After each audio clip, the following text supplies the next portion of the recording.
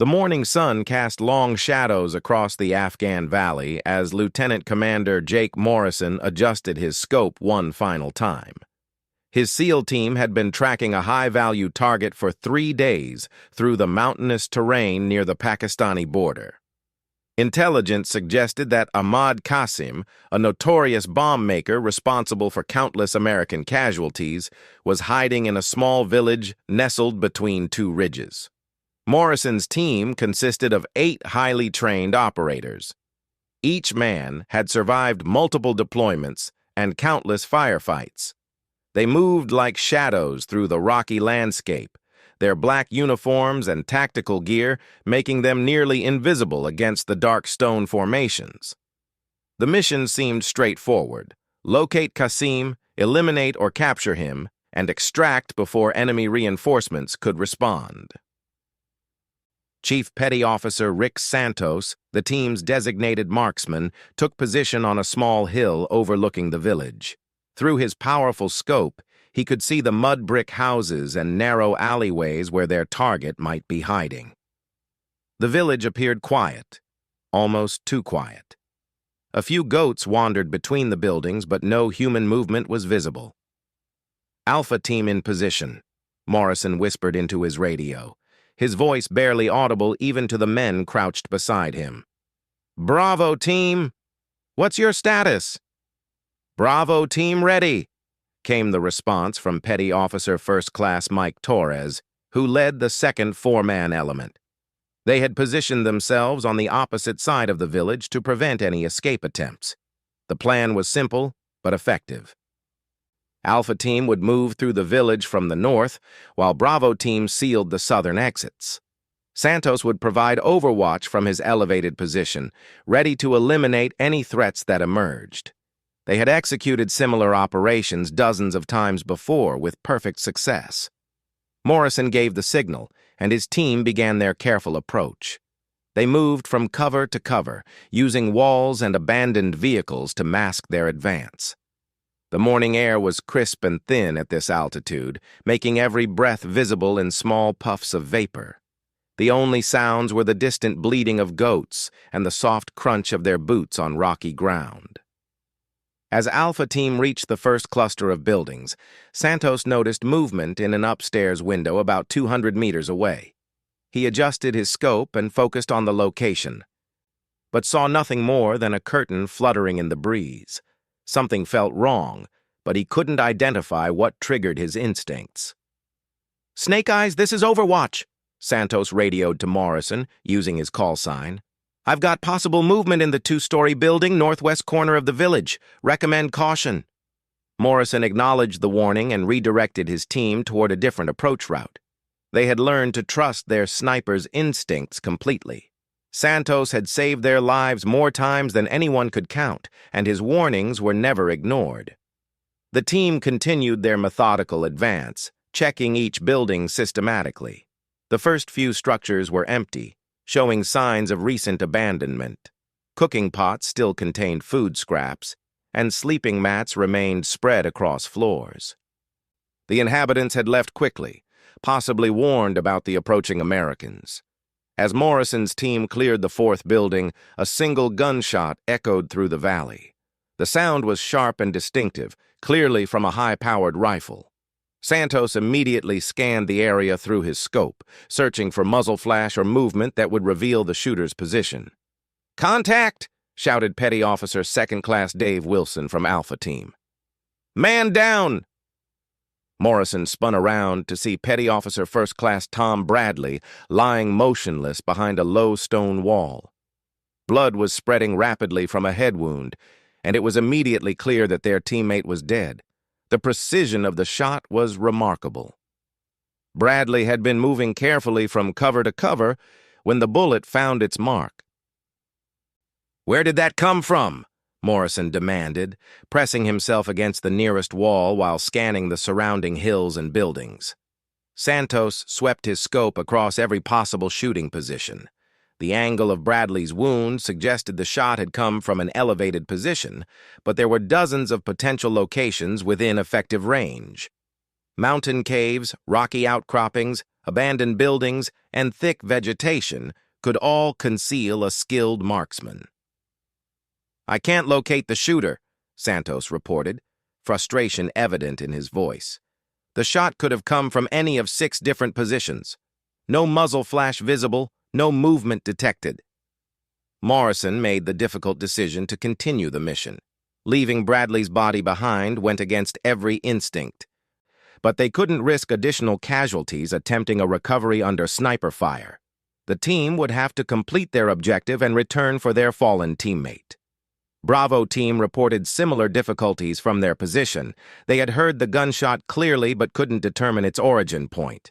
The acoustics of the valley created echoes that made precise location nearly impossible. Torres decided to move his team to a more defensible position while maintaining their blocking role. For the next 2 hours, both SEAL teams moved with extreme caution. Every step was calculated, every piece of cover evaluated for protection against sniper fire. The invisible enemy had turned their straightforward mission into a deadly game of cat and mouse.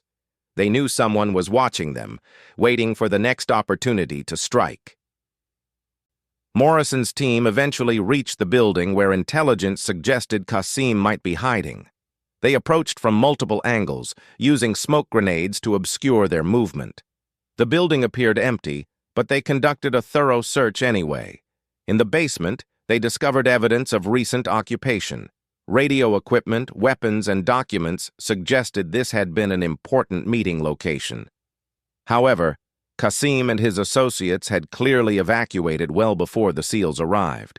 The intelligence had been compromised, or their approach had been detected much earlier than anticipated. As Alpha Team prepared to leave the building, another shot rang out. This time, Petty Officer Second Class Mark Stevens from Bravo Team was the victim. Torres immediately called for a casualty report, but the response was grim. Stevens had been killed instantly by a shot to the upper torso that had somehow found a gap in his body armor. "This guy knows exactly where to aim," Torres reported grimly. "Professional marksman, definitely not some local farmer with an old rifle." Santos became increasingly frustrated with his inability to locate the enemy sniper. He had encountered skilled marksmen before, but never one who remained completely invisible while taking precise shots. The shooter seemed to fire from different positions, never staying in one location long enough to be spotted. Morrison called for immediate extraction. The mission had failed completely, and they had lost 2 valuable team members to an enemy they couldn't even see. Remaining in the area would only result in additional casualties without accomplishing anything meaningful. The extraction helicopter was still 20 minutes away when the 3rd shot was fired. This time, Santos felt the bullet pass within inches of his head. The near miss told him that the enemy sniper had finally identified his position and was attempting to eliminate the American Overwatch capability. Santos immediately abandoned his current position and moved to a backup location 50 meters away. As he relocated, he caught a brief glimpse of something that didn't belong. For just a moment, he saw what might have been a human shape among the rocks on the opposite hillside. When he focused his scope on the area, however, nothing was visible. The helicopter arrival was announced by the distinctive sound of rotor blades echoing off the valley walls. Morrison knew they would be most vulnerable during the extraction process, when team members would be exposed while moving to the landing zone. He called Santos to provide maximum coverage during this critical phase. As Alpha Team moved toward the extraction point, carrying Bradley's body, Santos maintained careful watch through his scope. The enemy sniper had demonstrated patience and skill, waiting for the most opportune moments to strike. The extraction would provide an ideal target-rich environment. Santos noticed movement again in the same area where he had glimpsed the possible human shape earlier. This time, he was certain something was there. He adjusted his scope's magnification and focused intently on the rocky outcropping approximately 800 meters away. Through his scope, Santos could barely make out what appeared to be a carefully camouflaged shooting position. The concealment was so effective that even knowing where to look, he could barely distinguish the artificial elements from natural rock formations. Whoever had constructed this hide position possessed extraordinary fieldcraft skills. The helicopter touched down, and Morrison's team began boarding with their casualty. Torres's team started their movement from their position, maintaining vigilance while approaching the landing zone. This was the moment Santos had been waiting for, when the enemy sniper would likely take his next shot. Santos kept his crosshairs trained on the suspected position, waiting for any sign of movement. His finger rested lightly on the trigger, ready to engage the moment he had a clear target. Years of training and experience had prepared him for this exact situation. Just as Torres reached the helicopter's ramp, Santos saw the faintest glint of reflected light from the distant position. It was barely visible, just a tiny flash that could have been dismissed as sunlight on a wet rock. However, Santos recognized it as the telltale sign of a rifle scope catching the light. Without hesitation, Santos fired 3 rapid shots at the position. His rifle's muzzle brake directed the blast sideways, preventing the flash from revealing his location. Through his scope, he watched for any indication that his shots had found their target. For several seconds, nothing happened. Then, impossibly, return fire came from a completely different location, at least 200 meters from where Santos had been aiming. The enemy bullet struck the rock beside Santos's head, showering him with stone fragments and confirming that his position had been compromised. The enemy sniper had somehow moved from one position to another without being detected, despite Santos maintaining constant observation. This level of stealth and mobility was unlike anything Santos had encountered in his extensive combat experience. With the helicopter loaded and ready for departure, Santos had no choice but to abandon his position and run for the aircraft. As he moved across the open ground, he expected to feel a bullet strike him at any moment. The enemy marksman had demonstrated deadly accuracy, and Santos was presenting an ideal target. Remarkably, no additional shots were fired. Santos reached the helicopter safely, and the aircraft lifted off immediately. As they climbed away from the valley, Santos stared down at the terrain where their invisible enemy remained hidden.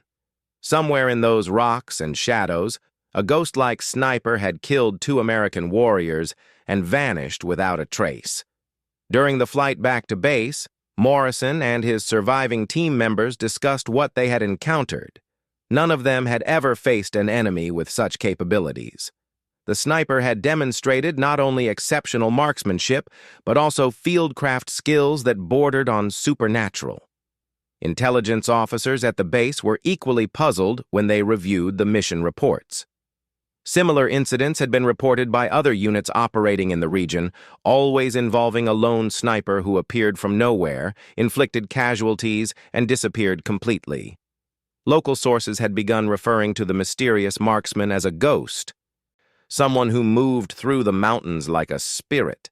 Santos spent hours studying topographical maps of the engagement area, trying to understand how the enemy had achieved such mobility while remaining undetected. Every possible shooting position had clear approaches that should have been visible to an experienced observer. The sniper's ability to move between locations defied conventional understanding of mountain warfare. As night fell over the base, Morrison faced the difficult task of writing letters to the families of Bradley and Stevens. Both men had been exceptional warriors with young children at home. Their deaths in an apparently compromised mission weighed heavily on Morrison's conscience, especially since they had been unable to eliminate the threat that killed them. The mystery of the ghost sniper had only begun to unfold, and Morrison knew they would encounter this deadly enemy again. 3 weeks after the disastrous mission, Morrison's SEAL team received new intelligence about their mysterious enemy. A captured Taliban fighter had revealed information about a foreign sniper working independently in the region. According to the prisoner, this marksman had once been an ally, but had disappeared years ago, under circumstances no one fully understood. Colonel Sarah Mitchell, the base intelligence officer, briefed Morrison's team in a secure conference room. Maps covered the walls, marked with red dots indicating confirmed sniper attacks over the past 6 months. The pattern was disturbing. 17 coalition soldiers had been killed by what appeared to be the same shooter, all with single, precisely placed shots from extreme range. "The locals call him Saya," Colonel Mitchell explained, using the Persian word for shadow. "Our analysts believe he's operating alone, without direct Taliban support. Multiple sources suggest he's not even Afghan, possibly European or American based on tactical patterns and equipment signatures." Santos studied the attack locations on the map, noting the incredible distances involved. Several kills had been confirmed at ranges exceeding 1,000 meters, requiring exceptional skill and equipment. The shooter was using a high-end rifle system with premium ammunition, far beyond what local insurgents typically possessed. Morrison felt a growing sense of unease as he reviewed the intelligence files. The tactical sophistication displayed in each attack suggested military training at the highest level. This wasn't some radicalized amateur, but a professional killer with extensive combat experience. "What do we know about his movement patterns?" Morrison asked, pointing to clusters of incidents on the map. "That's the most troubling aspect," Colonel Mitchell replied. "There's no discernible pattern. He appears in one area, conducts an attack, and vanishes completely. Sometimes he strikes again hundreds of kilometers away within days, which should be impossible given the terrain and security conditions." Chief Petty Officer Santos raised his hand. "Ma'am, what kind of support structure would be required for this level of mobility? He'd need safe houses, supply lines, local intelligence networks." "That's what makes this so unusual," the colonel continued. "All evidence suggests he's operating completely independently. No communication intercepts, no supply convoy movements, no safe house identifications. It's as if he materializes from thin air, takes his shot, and disappears back into the mountains." Morrison's team was assigned to lead a joint operation with British SAS and Australian SASR units. Their mission was to establish a pattern by studying previous attack sites and hopefully predict where the ghost sniper might strike next. It was a long shot, but conventional tracking methods had failed completely. The joint force established a forward operating base in a valley that had seen 3 sniper attacks in recent months. They brought sophisticated detection equipment, including acoustic sensors, thermal imaging systems, and drone surveillance capabilities. If the ghost sniper operated in this area again, they would be ready. For the first week, nothing happened. Patrols moved through the surrounding mountains without encountering any hostile activity. The various detection systems recorded normal background activity, wildlife, weather patterns, and occasional civilian movement. The ghost sniper seemed to have vanished completely. Santos spent his time studying the terrain from every possible angle. He identified 17 potential sniper positions within range of known attack sites. Each location offered excellent concealment and multiple escape routes, but they all had one thing in common. They required exceptional physical conditioning to reach and maintain as shooting positions. On the 8th day, motion sensors detected movement in a remote canyon approximately 5 kilometers from the base. Drone surveillance was immediately directed to the area, but thermal imaging showed only normal geological heat signatures. Whatever had triggered the sensors had either vanished or was using advanced concealment techniques. Morrison decided to investigate the sensor alert personally. He led a 6-man patrol into the canyon, moving carefully through the rocky terrain. The location was incredibly isolated, requiring a difficult 3-hour climb to reach. Anyone operating in this area would need intimate knowledge of the mountain paths. The patrol discovered evidence of recent human presence. Carefully arranged rocks suggested someone had constructed a temporary observation post overlooking the valley where their base was located. The position offered a perfect view of coalition movement patterns while remaining invisible from below. Santos examined the improvised hide site with growing amazement. The construction showed professional-level fieldcraft that exceeded even his own considerable abilities. Natural materials had been arranged so skillfully that the position was virtually undetectable unless viewed from specific angles. "This guy's not just a sniper," Santos reported to Morrison. "He's operating at a level that suggests special operations background, possibly American or British trained." Morrison studied the observation post's construction, noting details that supported Santos's assessment. The angles of concealment, the sight lines, and the escape routes all demonstrated advanced tactical knowledge that came only from extensive military training. As the patrol prepared to leave the area, Santos noticed something that made his blood run cold. Scratched into a rock face near the hide site was a marking he recognized, the trident symbol of the U.S. Navy SEALs. Below it were carved the numbers 2 to 28, which Santos immediately understood as a team designation. "Sir, you need to see this," Santos called Morrison over to examine the carving. Morrison stared at the symbol in disbelief. Team 2 to 28 had been declared missing in action 6 years earlier during a classified operation in this same region. The official story was that their helicopter had crashed in bad weather, and no survivors were found despite extensive search efforts. "Could this be from the original operation?" Morrison asked, though he already suspected the answer. Santos examined the carving more closely. "No, sir. This is fresh. Maybe a week old at most. Someone wanted us to find this message." The implications were staggering.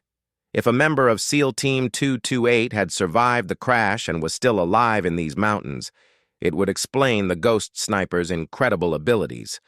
It would also raise serious questions about what had happened during those 6 years and why he hadn't attempted to return home.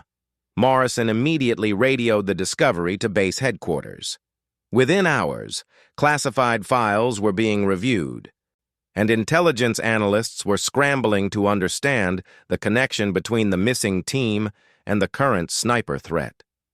The original Team 228 had consisted of 4 members: Lieutenant David "Ghost" Walker, Chief Petty Officer Michael Torres, not related to their current Torres, Petty Officer First Class James Reed, and Petty Officer Second Class Alex Chen.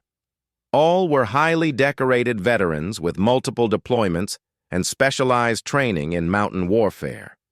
Ghost Walker had been the team's designated marksman, known for his exceptional shooting ability and uncanny skill at remaining undetected in hostile territory. His nickname had come from his ability to infiltrate enemy positions without being seen, gather intelligence, and extract without leaving any trace of his presence. If Walker survived the crash, why didn't he try to contact us? Morrison wondered aloud as he studied the personnel files. Colonel Mitchell had the same question. Maybe he was captured initially and escaped later. Or maybe he's been trying to survive in these mountains for 6 years and something changed recently. The mystery deepened when analysts discovered that several of the Ghost Sniper's attacks had targeted specific Taliban leaders who were known to have been involved in the capture and execution of American personnel. There seemed to be a personal element to the target selection that went beyond random harassment. Morrison's team established surveillance on the carved message location, hoping the Ghost Sniper would return.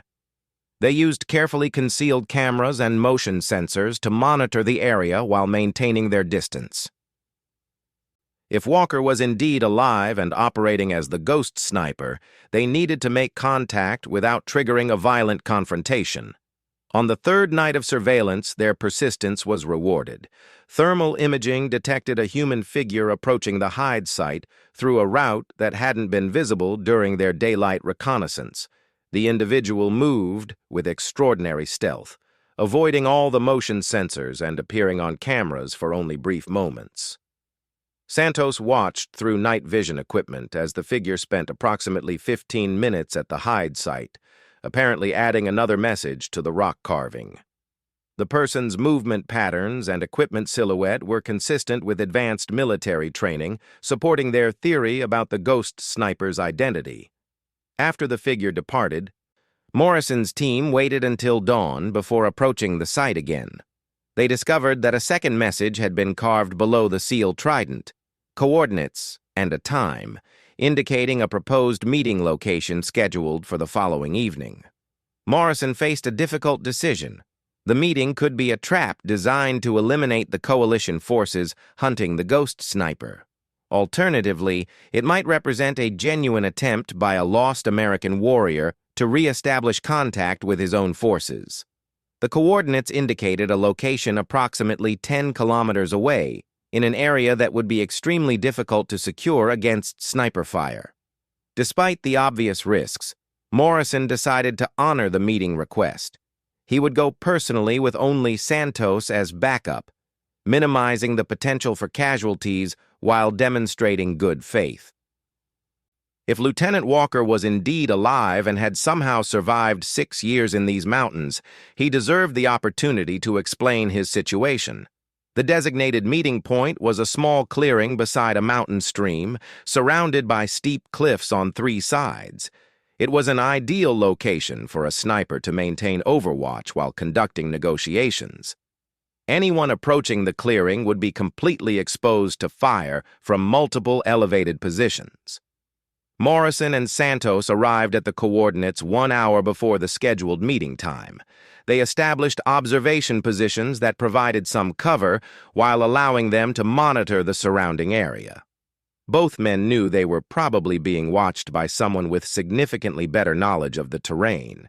As the appointed time approached, Santos noticed movement in the tree line across the stream. Through his scope, he could see a figure in military-style clothing observing their position. The individual was approximately 400 meters away, well within effective rifle range, but not close enough for positive identification. Morrison made the decision to reveal himself. He stepped into the clearing with his rifle slung and his hands visible, hoping to demonstrate non-hostile intentions. For several tense minutes, nothing happened. Then, impossibly, a voice called out from directly behind their position. "Hello, Jake."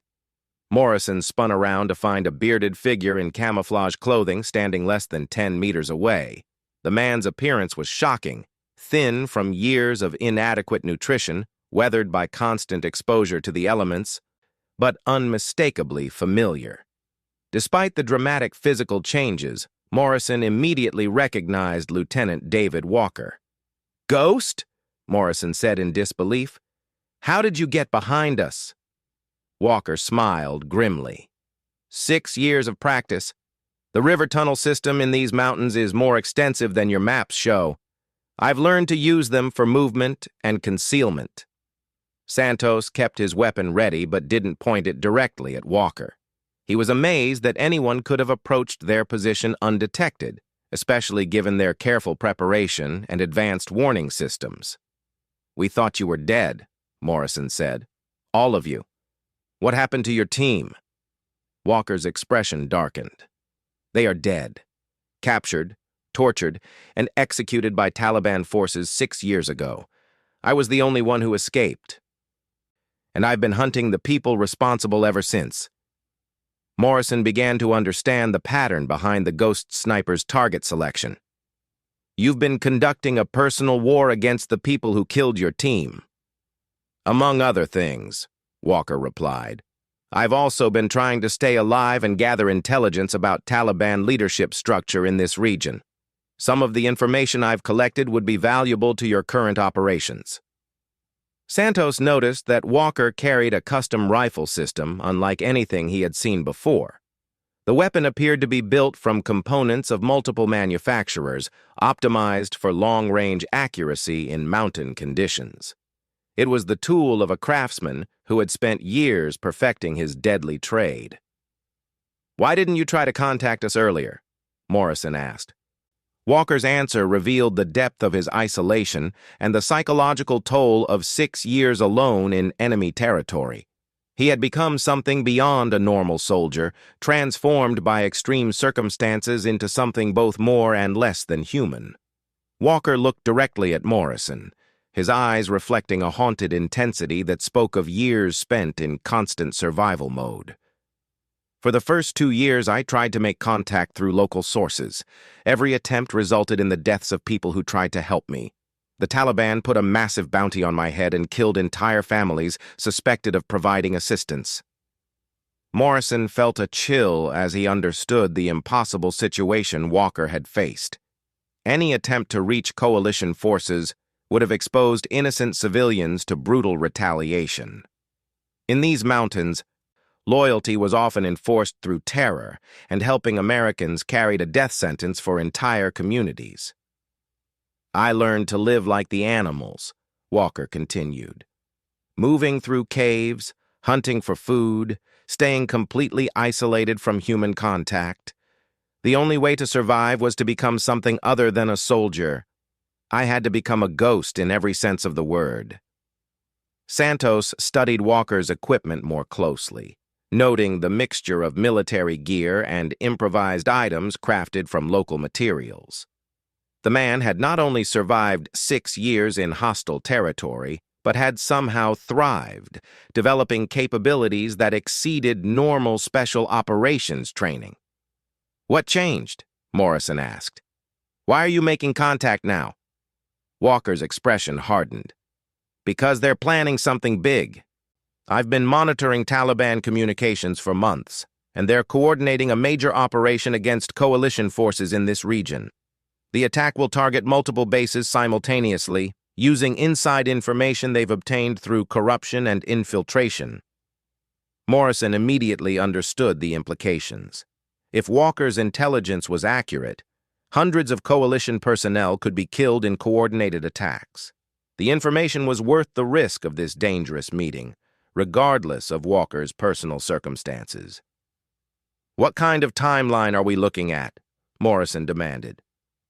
72 hours, maybe less," Walker replied. "The operation is being led by the same Taliban commander who captured and killed my team. Mohammed Haqqani has been building toward this for years, and he believes the timing is perfect." Santos recognized the name immediately.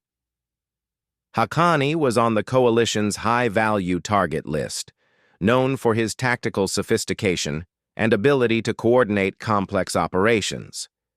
Intelligence analysts had been trying to locate him for years without success. "Where is Haqqani operating from?" Morrison asked. Walker smiled grimly. "I can take you directly to his command post. It's in a cave complex that doesn't appear on any of your maps, about 15 kilometers from here. But there's something you need to understand first." Morrison waited for Walker to continue, sensing that this was the crucial moment of their encounter. "I'm not the same man who disappeared 6 years ago," Walker said quietly. "I've done things that go far beyond normal military operations. I've become something that probably can't return to normal society. The question is whether you're willing to work with me as I am, or whether you're going to try to bring me back to face questions I can't answer." Morrison studied Walker's face, seeing both the skilled warrior he had once known and something new and potentially dangerous. 6 years of isolation and constant violence had transformed Walker into a predator perfectly adapted to this harsh environment. "What exactly are you proposing?" Morrison asked. Walker outlined a plan that was both brilliant and terrifying in its simplicity. He would guide Morrison's team to Haqqani's stronghold through routes that would avoid all Taliban security measures. Once there, Walker would eliminate key sentries while the SEAL team infiltrated the command post and captured or killed Haqqani. The plan had one major complication. Walker insisted on conducting the operation his way, using methods that might violate rules of engagement and international law. His 6 years of personal warfare had created tactics that were effective, but potentially unacceptable to conventional military forces. Santos voiced the concern that Morrison was thinking. "Ghost, some of the things you're describing sound like assassination rather than military operations. We have to operate within certain legal boundaries." Walker's laugh was bitter. "I stopped worrying about legal boundaries when I watched my teammates being tortured to death while following those same rules. Haqqani understands only one language, and it's not the language of international law." Morrison faced an impossible decision. Walker's intelligence could save hundreds of coalition lives, but accepting his assistance might require compromising the ethical standards that distinguished American forces from their enemies. The line between justice and vengeance had become blurred in Walker's mind, and crossing that line might be the only way to stop Haqqani's planned attack. "We'll do this," Morrison decided, "but we do it as a military operation with specific objectives. No unnecessary killing, no torture, no revenge. We eliminate the threat and extract with intelligence about the planned attacks." Walker nodded, though Morrison could see he had reservations about the constraints being imposed. "Fair enough.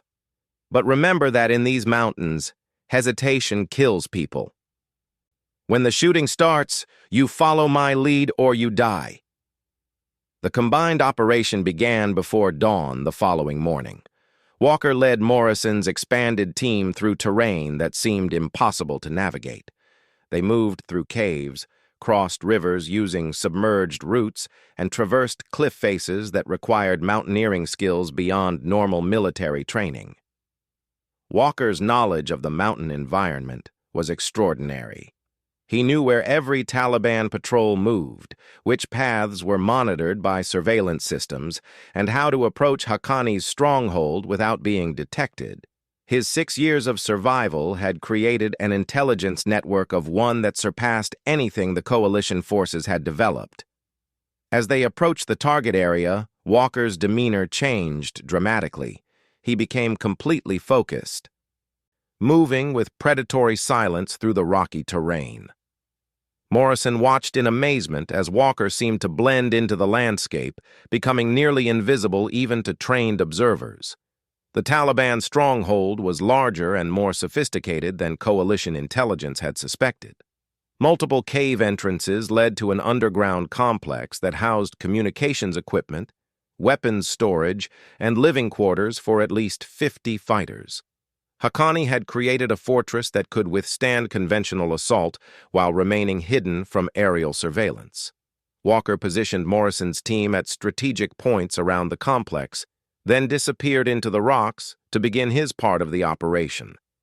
For 20 minutes, nothing happened. Then, one by one, Taliban sentries began disappearing from their posts without raising any alarms. Morrison monitored radio communications from the complex, listening to Taliban fighters conducting normal operations without realizing their security perimeter was being systematically eliminated. Walker's ability to neutralize guards silently was beyond anything Morrison had witnessed in conventional special operations. When Walker signaled that the perimeter was secure, Morrison's team began their infiltration. They moved through the main cave entrance, following intelligence provided by Walker about the internal layout. The complex was indeed extensive, with multiple levels carved into the mountainside. They located Haqqani in a command center deep within the cave system. The Taliban leader was reviewing maps and coordinating communications with his field commanders, apparently finalizing details of the planned attacks. Multiple computer systems and communication devices provided evidence of the sophisticated planning involved. Morrison's team surrounded the command center and prepared to take Haqqani alive. The intelligence value of capturing him far exceeded the benefits of elimination, and they hoped to extract detailed information about Taliban operations throughout the region. However, Haqqani's response to the American presence was immediate and violent. Rather than surrender, he triggered explosive charges that began collapsing sections of the cave complex. The Taliban leader preferred to die fighting rather than face capture and interrogation. In the chaos that followed, Walker appeared in the command center through a route that Morrison's team hadn't even known existed. Walker and Haqqani faced each other for the first time since the death of Team 228, and the intensity of their mutual hatred was almost tangible. "You killed my brothers," Walker said quietly. Haqqani smiled. "And you have killed many of mine. Today we finish this." The firefight that erupted in the confined space of the command center was brief but intense. Haqqani fought with the desperation of someone who knew death was inevitable, while Walker demonstrated the cold efficiency of a man who had spent 6 years preparing for this moment. When the shooting stopped, Haqqani was dead, but the cave complex was collapsing around them. Walker had sustained multiple wounds but was still functional. Morrison's team grabbed whatever intelligence materials they could carry and began fighting their way toward the exit. Walker led them through emergency escape routes he had discovered during his surveillance of the complex. The tunnels were narrow and dangerous, requiring them to crawl through spaces barely large enough for human passage. Behind them, the sound of collapsing rock grew louder as the mountain began reclaiming the man-made spaces. They emerged from the caves just as Taliban reinforcements arrived in the valley below. Walker's intimate knowledge of the terrain once again proved invaluable as he guided the team through escape routes that avoided enemy patrols. Despite his wounds, he moved with the same ghostly efficiency that had kept him alive for 6 years. The extraction helicopter arrived at a predetermined landing zone, and Morrison's team boarded with their rescued teammate and captured intelligence materials. As they lifted off, Morrison looked down at the collapsed cave complex where decades of Taliban planning had been destroyed in a single operation. Walker sat quietly in the helicopter, staring at the mountains that had been his home and prison for 6 years. His personal war was over, but Morrison wondered whether the man could ever adapt to life outside this harsh environment. Walker had become perfectly suited to survival in these mountains, but perhaps unsuited for existence anywhere else. During the flight back to base, medical personnel treated Walker's wounds and began the process of documenting his condition. Physically, he was malnourished and showed signs of multiple untreated injuries sustained over the years. Psychologically, the evaluation would be much more complex. Colonel Mitchell met the helicopter upon arrival, eager to debrief Walker about his intelligence concerning Taliban operations. The information he possessed about enemy networks, safe houses, and command structures could be invaluable for ongoing coalition operations in the region. However, Walker's debriefing revealed the complexity of his situation.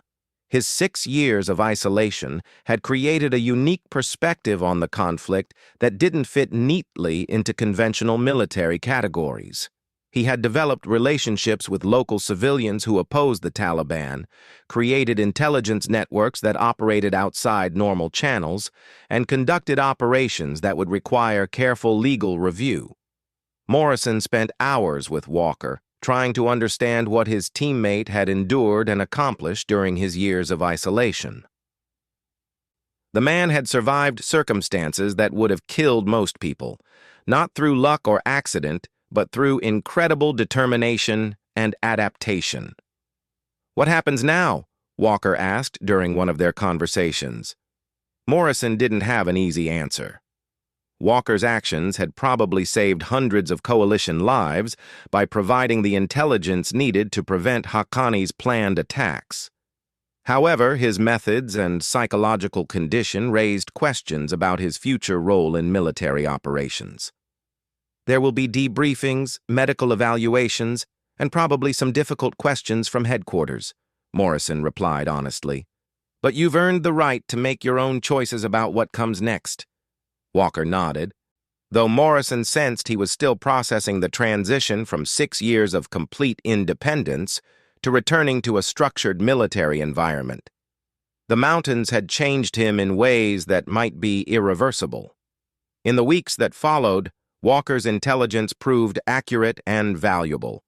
The information he provided led to the capture or elimination of multiple Taliban leaders and the disruption of planned attacks throughout the region. His personal sacrifice and extraordinary survival had contributed significantly to coalition success. Walker himself faced a difficult decision about his future. Medical evaluations confirmed that he was physically capable of returning to active duty, though he would need time to recover fully from his ordeal. Psychologically, the evaluations were inconclusive. Walker had adapted so completely to his environment that normal assessment categories didn't apply. Morrison visited Walker regularly during his recovery, maintaining the bond between teammates that had survived 6 years of separation. They discussed the operation against Haqqani, the intelligence Walker had gathered, and the possibility of Walker returning to normal military service. "I'm not sure I can go back to regular operations," Walker admitted during one conversation. "I've learned to operate completely independently, and I'm not sure I can function effectively as part of a normal team anymore." Morrison understood Walker's concern. The skills that had kept him alive in the mountains might not translate well to conventional military environments. Walker had become something beyond a normal soldier, and returning him to standard operations might waste his unique capabilities. Eventually, a solution emerged that recognized Walker's extraordinary abilities while providing structure for his continued service. He would work with intelligence agencies as a specialist consultant, focusing on operations in remote mountain environments where his skills would be most valuable. Walker accepted the assignment, though Morrison knew he would never be completely comfortable operating within normal institutional boundaries. The mountains had claimed him in a way that could never be fully reversed, transforming him from a conventional warrior into something uniquely adapted to survive in the world's most hostile environments. As Morrison reflected on the entire experience, he realized that Walker's story represented both triumph and tragedy. The man had survived impossible circumstances and continued serving his country despite overwhelming odds. However, the cost of that survival had been the loss of his former identity and the creation of something new and potentially irreplaceable. The ghost sniper had emerged from the river of his own isolation, bringing with him intelligence that saved countless lives and eliminated a significant threat. But he had paid a price that few people could understand, becoming a shadow of his former self while gaining capabilities that transcended normal human limitations. Morrison knew that Walker would continue to serve in his own unique way, operating in the spaces between conventional military operations and the harsh realities of mountain warfare. The ghost would remain in the mountains, protecting others who ventured into that dangerous realm, carrying the memory of fallen teammates and the knowledge that some battles could only be won by those willing to sacrifice everything.